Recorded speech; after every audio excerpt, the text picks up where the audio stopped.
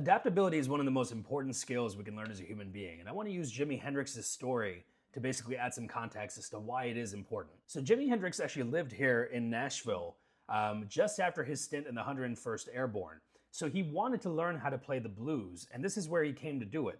He learned from a gentleman named Johnny Jones, and it was right here on Jefferson Street, which was the African-American part of town where a lot of vibrant culture and music and business were thriving in the 60s. Right before I-40, the freeway came in and took it all out. So during this time, Jimi Hendrix was a sideman, and he was learning how to hone in on his craft. He was very focused on learning how to play the blues and wanting to contribute that to some of the biggest acts of that time. So he played on what was called the Chitlin Circuit, which was the African-American circuit that was happening throughout the United States, specifically in the southern states, where he would go and perform in different venues and back up, acts such as Little Richard, Sam and Dave, the Isley Brothers, which are all notable acts that he did support. But the key lesson here, and this is a lesson for all of us in our own lives, is Hendrix was very much aware of his environment and the role that he had to play in order to gain that expertise in his craft. He was okay with being the student. He was okay with being in an environment where he wasn't the top dog.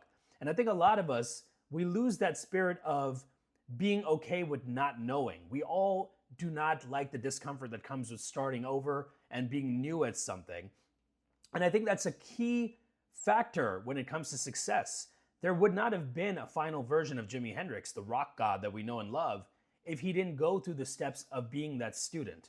And I think that's one of the things a lot of us fast track on.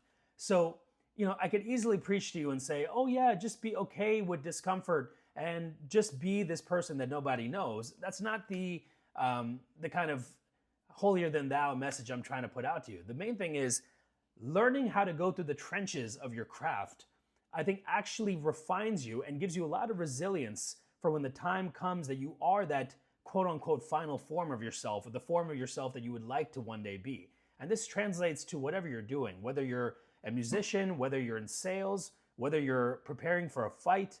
It basically gives you that foundation where that no matter what happens, whether something like a COVID happens or some worldly event, or someone in your family dies, God forbid, you are able to latch onto the identity that you have molded, and your craft is able to see it through to that next chapter.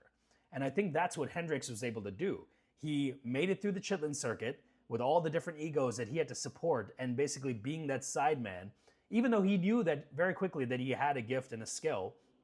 From there, he was able to go to New York City.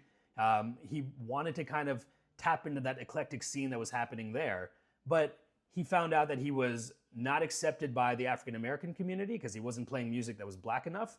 And then he also wasn't playing, the music that he was trying to tap into, the psychedelic music. It was still in the beginning stages, and the audience was becoming developed for that.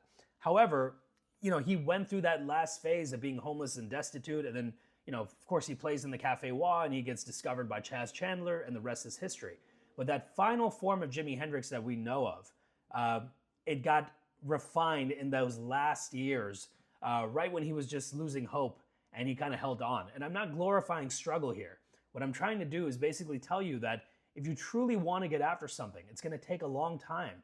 And I know there are a lot of folks out there like a Gary Vee or someone that says, hey, you're all so young, do this.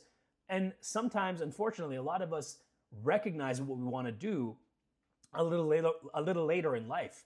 But I will tell you that one of the things personally that's worked for me, I only started playing guitar in senior year of high school. I'm 34 years old now. But when I wanted to learn, it fast-tracked. The way I play guitar now is basically the foundations were already there 3-4 years after I started learning how to play. When you want to learn how to do something, it'll happen very quickly. When you really want something, you'll get after it. So don't let time be the thing that makes you feel like, oh, I can't do this.